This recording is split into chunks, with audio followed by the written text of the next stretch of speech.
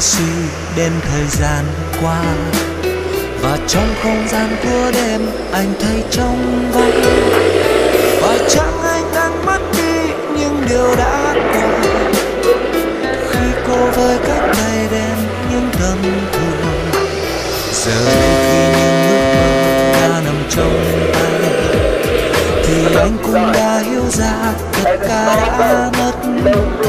Tình yêu cho anh có quên những phù phiếm đời, anh hôm nay chẳng thể quay bước nữa rồi. Làm sao anh đem ánh nắng về đêm thâu, làm sao anh đem dấu yêu nơi em quay trở lại. Nhìn vô trong trái tim anh thấy của anh vắng, môi anh cũng đã mất đi nụ cười. Làm sao anh đem quá khứ về bên đây, thì anh sẽ không sẽ bước bên nơi em đang chọn. Anh sẽ nói tiếng yêu bên người mãi thôi, nhưng anh biết hôm nay đã muộn mà.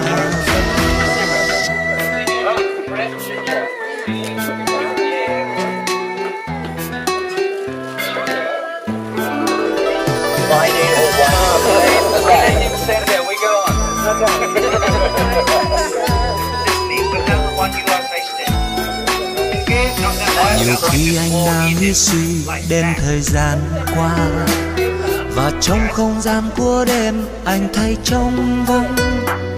Phải chăng anh đang mất đi những điều đã qua, khi cô với cánh tay đen những tâm thương. Giờ đây khi những ước mơ đã nằm trong tay, thì anh cũng đã hiểu ra tất cả đã mất. Tình yêu cho anh có quên những phù phiếm đời, anh hôm nay chẳng thể quay bước nữa rồi. Làm sao anh đem ánh nắng về đêm thâu, làm sao anh đem dấu yêu nơi em quay trở lại. Nhìn vô trong trái tim anh thấy của anh vắng, môi anh cũng đã mất đi nụ cười. Làm sao anh đem quá khứ về bên anh, thì anh sẽ không sẽ bước bên nơi em đang chọn. Anh sẽ nói tiếng yêu bên người mãi thôi, nhưng anh biết hôm nay đã muộn mà. Làm sao anh đem ánh nắng về đêm thâu, làm sao anh đem dấu yêu nơi em quay trở lại. Nhìn vô trong trái tim anh thấy của anh vắng, môi anh cũng đã mất đi nụ cười. Làm sao